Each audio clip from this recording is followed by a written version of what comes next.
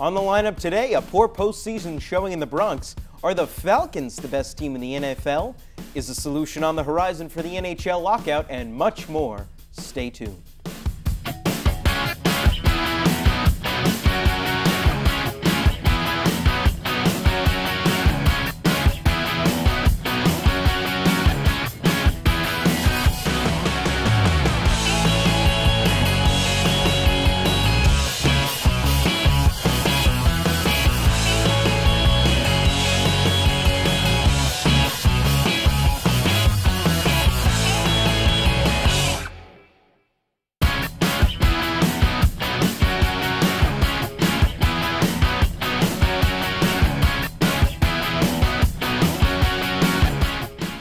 Hello everyone and welcome to Lions Lineup, the sports show here at Lions Television that brings you sports news, analysis, and fun on the national level.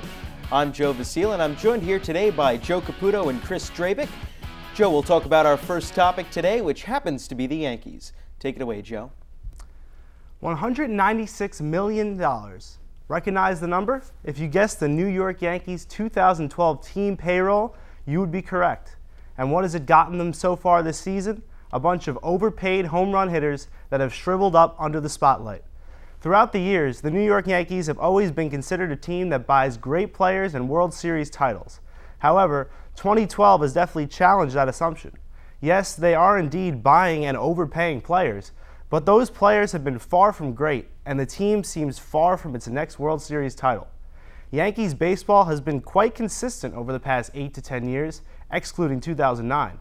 Great regular season after great regular season, followed up by disappointing playoff defeat after disappointing playoff defeat. And year after year, only one word can describe each playoff collapse: unacceptable. This season has been the epitome of Yankees baseball since a man named Alex Rodriguez has arrived in New York. And although he cannot be held completely accountable for these collapses, it would be hard to argue he hasn't played a major role. After Rodriguez arrived in 2003, the Yankees were touted as potentially the best team to ever be assembled in baseball history. Analysts and radio hosts jokingly picked them to lose south of 10 games in their first season, and it seemed the Yankees would be unbeatable for years to come. 10 years later, that same man finds himself sitting on the bench asking girls in the stands for their phone numbers. Around the clubhouse, his play and attitude seems to be contagious, as many of his teammates have posted dismal playoff numbers, and aside from Raul Ibanez, these players have been frankly pathetic in their performance. So after watching the Yankees hit under 200 with runners in scoring position and score more runs after the 8th inning than before it in the entire postseason, what must they do as an organization to turn things around this year and rewrite their current reputation that suggests they cannot handle the pressure in the future? I think it's quite simple. They've got a lot of guys that, like you said, they've been overpaying, and they're getting older.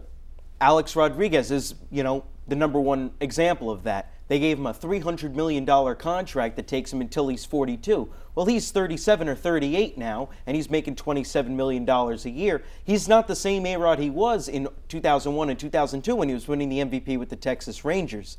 And I think to expect him to be that same player is a little ridiculous, even though he's being paid like that player. So part of it does fall with Hank Steinbrenner for giving him that kind of contract in the first place. But when you look at it, they need to produce more. Even their young guys, Robbie Cano, Nick Swisher, who's not necessarily young, but he's also not in his late 30s. These are guys that need to step up. Curtis Granderson, where has he been all postseason? A-Rod has struck out, I think, 50% of the times he's been to the plate during the postseason. And that's just ridiculous. And for a team like the Yankees to have such an enormous payroll and just year after year not be able to produce when it comes to playoff time when they really need them to, it's got to be frustrating. You think they might have to change the formula soon.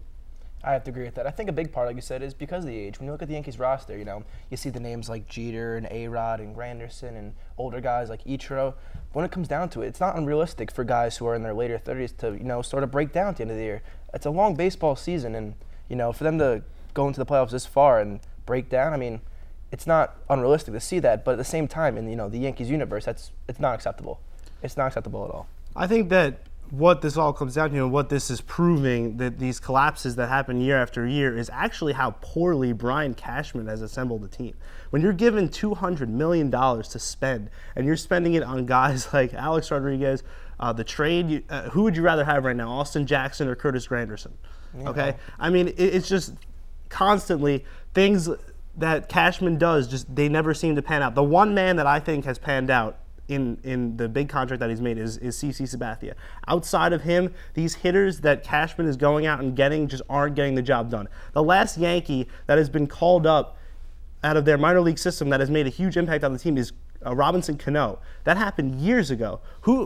Jesus Montero looked to be a promising prospect. They trade him. They trade away every single one of their promising talents, and they go and they spend money on guys that they're going to be paying Alex Rodriguez for 5 more years after this year. If you're benching him now in the playoffs, what's going to happen in the next 5 years? I'm scared to see where this Yankee team will be until they get rid of Alex Rodriguez.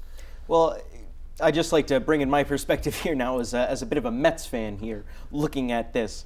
That's been the Yankees' formula. Rather than trying to build from within, build up their farm system, it's let's build up a farm system and then trade those guys to get the big star guys. And that it's finally starting to catch up to them after doing it for 15 years. The reason why the Yankees snapped off, 4 out of 5 from 96 to 2000 World Series titles, that is because they had a great core of young guys that they brought up through their minor league system. Exactly. And one of the reasons why they had those guys was because they drafted them and brought them up through their minor league system when George Steinbrenner was suspended from baseball. Once he came back, they went back to their old ways of trading away all their young talent, and they haven't been the same team since. And I don't think that there's much of a coincidence there. Yeah, also someone who's not a Yankee fan on the outside looking in, it seems to me like guys like Pettit and Jeter and who's the fourth guy? Pettit. Rivera, there it is. Sorry, he's been hurt all year. Regardless, it seems like they're afraid to let go of these guys. Jeter's obviously the face of the Yankees name, but how many good years does he have left? How many good years does A-Rod have left? They just traded for Ichiro. How many good years does he have left? You look at their bench. Their team looks like my 2001 backyard baseball team instead of a team that's built for the future. You have Eric Chavez and Andrew Jones and Raul Ibanez. They've played great, but it looks more like a team that's, trying to win now and can't get it done than a team that's building for the future. Like you said, their great run happened when they had those 4 guys, in the minor leagues and came up and played great for them. But, who are the notable guys in the minors that are going to come up for them? Exactly, and that's, I think, the main thing that's been concerning Yankee fans for the past few years now, ever since they won the title back in 2009. These last few years have been disappointments, 3 years in a row now, and these guys they can't come up clutch at all. And and I think that a lot of it has to do with the contract that they're trying to live up to. And when you're, as opposed to bringing up guys that are not making that much money, that are trying to prove themselves, I think that says a lot about how teams should be run in the future. You look at how the A's and the Orioles are doing this year, that should be a prime example. All right, well, that's all the time we have for this segment, but before we go, we're going to give you a trivia question here.